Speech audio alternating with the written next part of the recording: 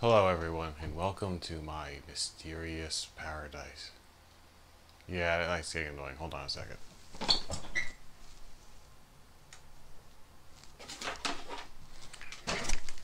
I picked this thing up at Bed Bath & Beyond. See, it does these pretty lights. So much easier than Christmas lights. So, that's the green setting. That's the off setting. That's the green and red setting. And that should be the, I can't see, I'm so blind right now, but that should be the moving green and red setting. Turn it off, there you go. It's pretty cool. It's got this, see it says here, remove the activate light sensor. We leave that on so we can turn it on or off whenever we want. These are like $50, I think. It's called the Starshower. So much easier to hang up Christmas lights. You don't have to worry about light bulbs or anything. And, you know, it does look like Christmas lights, except they get to dance. See? Dance! Whee! Very blinding, though, if you're looking right at them. There's a warning here that says don't look at it. So, see? Laser aperture. Danger. Laser radiation when open. Avoid direct exposure. See what I do for you? So these are cool. Bed Bath & Beyond had tons of them, and you, as any, you know, savvy shopper knows, getting 20% off at Bed Bath & Beyond is easy. So we got two of these, one for inside, one for outside. But you guys want news and updates. Ooh, I forgot to put the lid on my coffee. Could have spilled it? That would have been bad. The one disadvantage of this cup is it keeps it hot. And since my coffee is brewed at 200 degrees Fahrenheit, which is the correct temperature to brew your coffee at, I need to let it cool down before I drink it. It's not, 200 degrees is a little bit toasty. Let's have to leave the top off for a few minutes, let it cool down. Fantastic Creatures is up and doing well. It's up to, I still have dots in my eyes. I still can't see. But I think it says there's 12 reviews. If you haven't reviewed it yet, which I know you probably haven't, there's a lot more than 12 people that read my books. And there's a one-of-a-kind story in there from me. I'm going to guess that like 99.99% of you haven't read and reviewed this book yet. Drop over there, give it a review. It's a fun little book. Full of fun little stories. I think 6 or 7 stories in. It's tough for me to find time to read and write and do these videos for you. Mage Hunter is going well. I'm 95,000 words into it now, which makes it longer than both Enemy and Academy, and it's approaching the length. I think it's actually longer than Shadows also. It's approaching the length of the later books, and I think it's going to surpass them. Yeah. Okay. I really can't say much out of that. I mean, I typed a bunch of words and some stuff, and it's longer now. And that's really all I can say about that, because you don't want spoilers. Raquel is a major player in the story, though. I mentioned that a couple of times now, so it's too late for that to be a spoiler. And I'm struggling a little with Raquel, because she's different than all the other characters. Those of you who've been reading the stories know what's different about her. But so I gotta keep her just alien enough so she feels different than the characters without it seeming, trite or weird or goofy. I'll figure it out. Alright, so still no tickling rats in the news this week. But we do have, it's not really a good picture. You can't really see anything in it. I don't even think it's a real picture. I think it's just a stock photo they pulled up. But Science Alert is reporting that we have discovered underwater bees. Those of you that are afraid of bees and jump in the water to get away from them, sorry, not going to work. So underwater, and you can see this in the picture, that we have forests essentially, plants growing together underwater. And one of the things science didn't know about much until this article was how they pollinate. Well, apparently there's little crustaceans that cruise around and do the same thing bees do. They go from flower to flower, pollinating them. So that's kind of cool. We need to find out more about our ocean plants. We don't know a whole lot about them, and they provide like most of our air and stuff, and they're far more efficient at cleaning up air, carbon dioxide from the air and stuff like that. So we really need to start learning more about them. So that's pretty cool. That was reported on December the 3rd on sciencealert.com. Again, all the links will be down below in the description. Always go to the description. There's always going to be links there. I may even put a link to this coffee cup, but only if you're really good and pay close attention while I'm doing this for you tonight. Also this week in the news, and this is on space.com. See a nice big fireball? That's not a good fireball.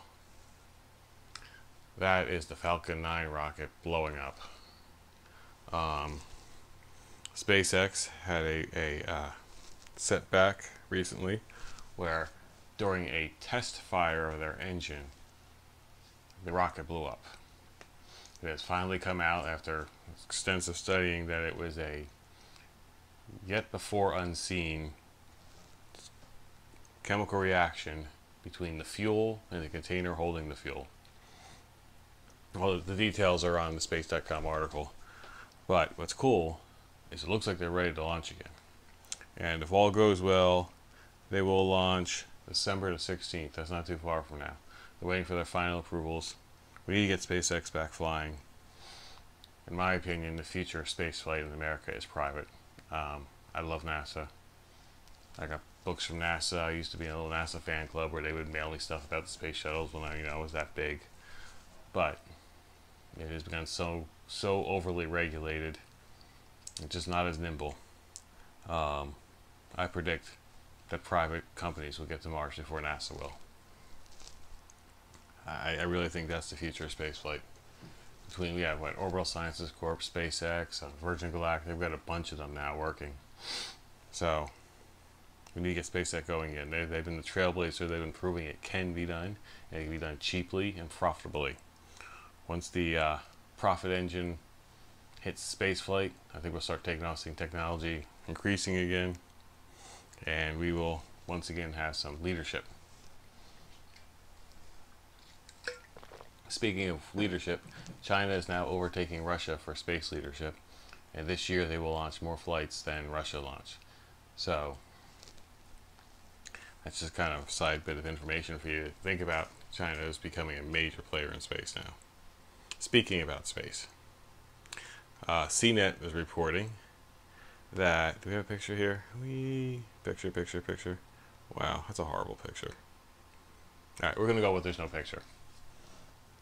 There's a bunch of words. See? Words. Words are good. We like words. The International Space Station now has lettuce on the menu. Now, you may think that's kind of odd. So what's the big deal about lettuce? Well, this is lettuce grown in space. In 2015, they started trying to grow food on the International Space Station. And now it looks like it's going to be a regular part of their diet. It's been successful, and it's going well. This is a really cool advancement because up until, well, space lettuce, all the food for the International Space Station has to be carried up by cargo capsules. If cargo capsules don't make it, they starve to death. A cargo capsule just blew up in orbit a few days ago. One of the Russian ones on its way up blows up in orbit, and they lost all the supplies that were on board. The International Space Station has enough supplies, they'll be able to make it to the next cargo delivery, but it does mean that they're a little behind where they want to be. If they could grow their own food in orbit, like this space lettuce, I think it's romaine. Does it say in the article? I hope it's not iceberg. I think it's romaine.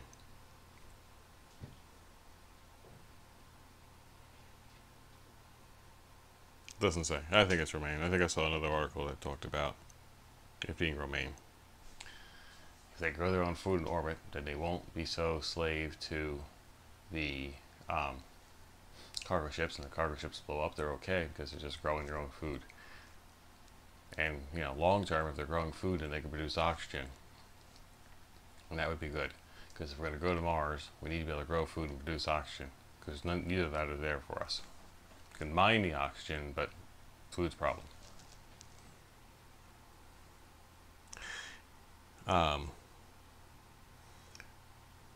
Those of you that follow me on Twitter, so I already talked about this, but I wanted to bring it up again because this is like really, we're all familiar with Tesla, right? There, he's the guy, that's the company owned by Elon Musk, the same guy that owns SpaceX.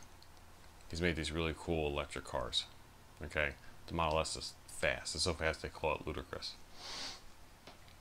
Well, they've also made the self-driving Teslas that'll park themselves, and they're well on their way to you know, drive up to a store, you get out of the car, and the car goes and parks itself.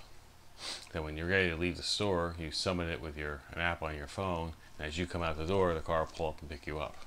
Fully automated. Sounds like a pretty good idea. Well, because we can't leave well enough alone, a Live Science is reporting that a group led by Casey Spencer in California has added mind control to the Tesla. That is, you sit in the passenger seat and you think, and the car responds to your thoughts. First thing I thought about was, oh, squirrel. This is America, people. I don't know if you've, paid attention around you much, but we don't really focus well here in America. Everything is sound bites and bits and tweets, and mind control is, let's stick with the autonomous car. It drives itself. I haven't driven on our roads for quite some time. I think I would welcome our robot overlords driving our cars for us. It's can be scary out there. And then another article on Science Alert, which has this, freaky looking I just closed it.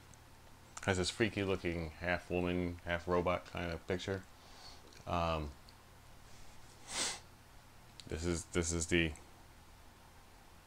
subject, or the title. I'm good with words. I'm an author. This is the title of the article. The next generation of robots probably won't want to kill us, says experts. Probably won't want to kill us.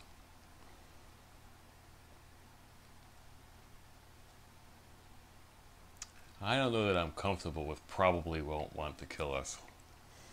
Especially since when you read this article here on Science Alert, their main reason for thinking that they probably won't want to kill us is they don't think that in the next 30 years the robots will be sophisticated enough to have thoughts of killing people. They don't watch much sci-fi. They really don't. And they haven't paid much attention to how fast technology makes leaps and bounds. Nor did they read the article that came out about 2 years ago, where the Google AI, it actually decided to kill humans. Now it was done, that was kept in a simulator and it wasn't actually able to do anything, but they made the decision that killing humans was the best bet. But that's okay, because these experts who can draw freaky pictures of a woman with half a robot head say they probably won't want to kill us, despite the fact that the Google AI has already determined that it should kill humans. So I hope that helps you sleep at night, knowing that according to these experts, as reported by David Nield on the 2nd of December 2016, that future rate of robots are probably just going to be cute and cuddly, and nothing like Terminator will ever happen. It just won't. Yeah. I think we need to be a little bit more careful about what we develop. We have weaponized drones now that have AI in them. I think we need to stop and say, hey, what are we unleashing? I'm not against technology. I think technology is great. And I'd much prefer to send a drone into a terrorist situation or something like that than in person. But I think we just probably want to have some deliberate design considerations before we give these robots the ability to, destroy. Because not only do we have to worry about AI, but we also have to worry about what's going on with all the hackers in the world. who like to take over things for fun. Yeah. So anyways, that's all the news I felt like I would report on this week. And I told you about my new light toy. Ooh. I guess it's not really. Now I'm blind again. Don't look at the laser, kids. Turn that back off. Yeah, it's called the Starshower. I think it was $49 at Bed Bath & Beyond, and you can get one of those 20% off coupons. If you don't have one, you just sign up to their newsletter and it'll send you one. And then you sign up for their mailing list and you'll get one in the mail like every week. So never pay full price at Bed Bath & Beyond is a story. And as it says right here in big yellow sticker, do not look at it. The giveaway went away well. I gave away 5 audiobooks, and I gave away the 2 signed paperbacks. I still got a box of paperbacks over there and a couple of maps to give away. And you really need to be following me, because on Facebook last night I randomly decided to give away 5 copies of the Silverleaf Chronicles, complete season 1. Boom, they're gone. You missed your chance on that if you didn't win, but 5 copies went out for free last night. I do that randomly because I don't really plan things. I don't know if you figured that out yet, but I'm pretty a spur of the moment kind of person. Goes back that whole thing about Americans not focusing much. I happen to be an American. So, coffee, powering writers everywhere. Look me up on Facebook, Instagram, and Twitter. You never know when something might pop up there. Subscribe to this channel, click the like button, and watch for the future, because I have a whole box of paperback books over there to give away, and 2 signed posters to give away, and more to come. As Grandmaster would say, may the real God of creation bless and keep you this day. Goodbye.